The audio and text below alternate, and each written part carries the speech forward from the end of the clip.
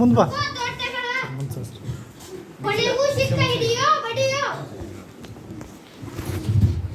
ರಾಜನ ತೋಟ ಹಾಳು ಮಾಡ್ತಿ, ದೊರೆಯ ತೋಟದ ಹಣ್ಣು ತಿಂತಿ, ಇವತ್ತು ನನಗೆ ಹಾಳು ಪೂಜೆ ಕಿತ್ತುಬಿಡೋಣ ರೆಕ್ಕೆ ಪುಕ್ಕ ಗಿಣಿ ಅಪ್ಪ ಹೆಟ ತುಡುಗಪ್ಪ ಮುಗಿತು ಇವತ್ತು ನಿನ್ನ ಕತೆ ತಿನ್ನೋದು ನಿಲ್ಸ ಗಿಳಿ ಪಿಳ್ಳೆ ಇವತ್ತು ನಿಂಗೆ ತೋಟ ಯಾರದ್ದು ನಿಮ್ಮ ತಾತಂದೆ ನಿಮ್ಮ ಅಪ್ಪಂದೆ ನಮ್ಮ ರಾಜಂದು ಎಂತ ರಾಜ ಗೊತ್ತೇ ನಿಂಗೆ ರಾಜಾದಿ ರಾಜ ಸಾವಿರ ಸಾವಿರ ಸೇನೆಯ ರಾಜ ಬಂದ್ರು ನಮ್ಮದು ಹಣ್ಣು ಹಣ್ಣು ತಿನ್ನುವ ನಂದೇ ಹಣ್ಣಿನ ತೋಟ ಮರಿಪಿಳ್ಳೆ ರಾಜನ ಭಯ ಇಲ್ವೇನು ನಿಂಗೆ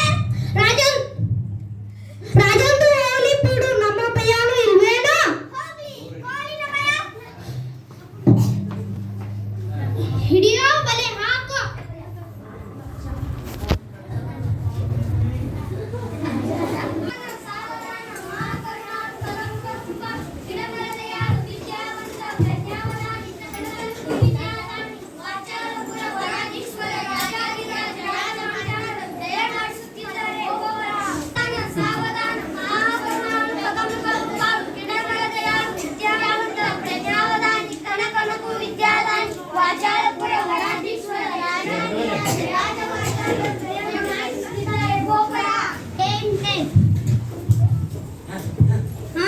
ಇದೇನು ಒದರುತ್ತಿದೆ?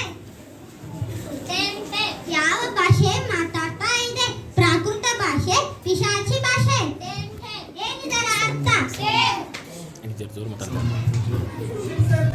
ಮಹಾರಾಜ, ಇದೊಂದು ಗಿಳಿಮರಿ ಕಾಡು ಜಾತಿ ಅನಾಗರಿಕ ವಸಂತ ಕಾಲಕ್ಕೆ ಮದ ಹತ್ತಿ ರಾಜ ತೋಟಕ್ಕೆ ನುಗ್ಗಿ ಹಣ್ಣು ಹಂಪಲುಗಳನ್ನು ನಾಶಪಡಿಸಿದೆ.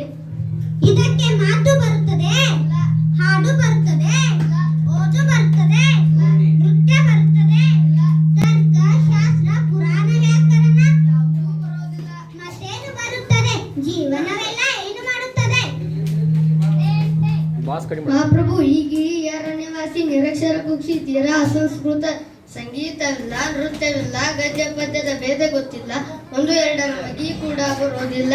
ಇದಕ್ಕೆ ಬರೋದು ಒಂದೇ, ಗಿಡ ಮರ ಹತ್ತಿ ಕೊಂಬೆ ಮುರಿದು ಹಣ್ಣು ತಿನ್ನೋದು, ಉದುರಿಸೋದು, ಹಾಗನ್ನೋದು.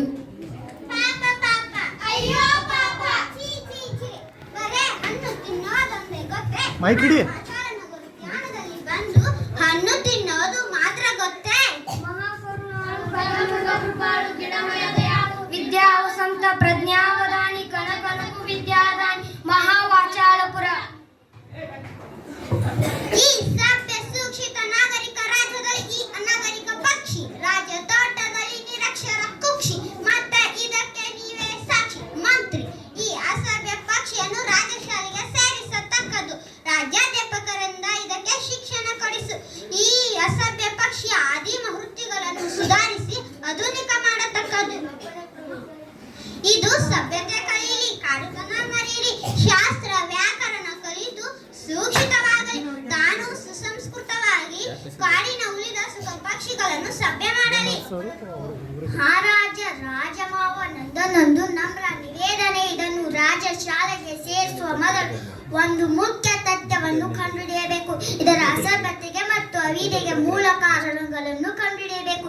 ಇದು ತಿನ್ನೋದೇನು, ಕುಡಿಯೋದೇನು, ಇದರ ಆವರಣ ಎಂಥದ್ದು, ಇದು ಇರೋದೆಲ್ಲಿ, ಹಾರೋದೆಲ್ಲಿ, ಇದರ ರೆಕ್ಕೆ ಪುಕ್ಕು ಕೊಕ್ಕುಗಳ ಉದ್ದಗಲವೆಷ್ಟು, ಭಾರವೆಷ್ಟು, ಈ ಅಂಶಗಳ ದೀರ್ಘ ಸಂಶೋಧನೆ ನಡೆಯಬೇಕು.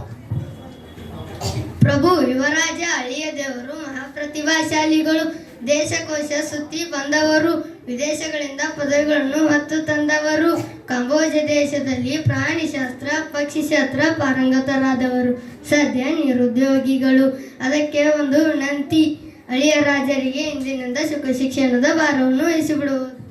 ವಿನಂತಿಯನ್ನು ಸ್ವೀಕರಿಸಿದ್ದೇವೆ ಅಳಿಯ ರಾಜ. ಇಂದಿನಿಂದ ನೀನು ಸುಖ ಶಿಕ್ಷಣದ ಮಂತ್ರಿ. ಮಹಾರಾಜ ರಾಜಮಾವ ಇನ್ನೊಂದು ವಸಂತ ಬರುವುದರೊಳಗಾಗಿ ಈ ಕಾಡುಗಿಳಿ ತನ್ನ ವ್ಯಾವ್ಯಾಹಾರಗಳನ್ನು ಮರೆತಿರಬೇಕು.